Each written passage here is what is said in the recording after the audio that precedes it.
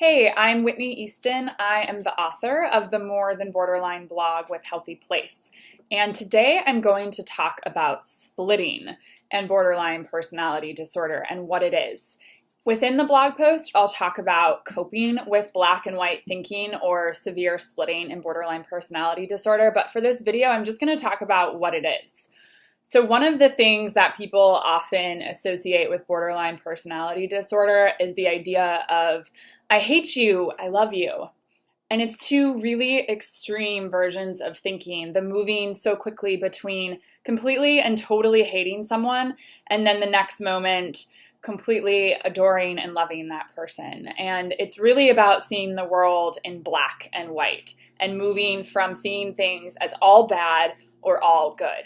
Either you're the most amazing person I've ever met in my entire life, or I want absolutely nothing to do with you and everything is terrible. And when someone has borderline personality disorder, they can shift really quickly between the two of those and not realize that they're doing it. So it can be a little bit alarming or a little bit confusing for someone around us.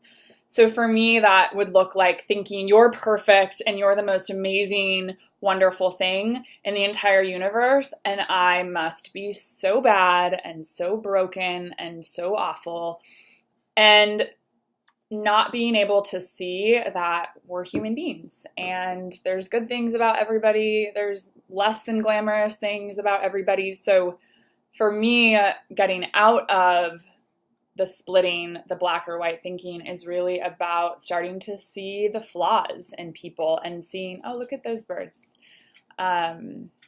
Seeing the flaws and seeing that there is somewhere in the middle, the gray area. In DBT, they talk about, the wise mind, which is really this combination between a completely and totally emotional mind and a completely logical mind, that there's somewhere in the middle.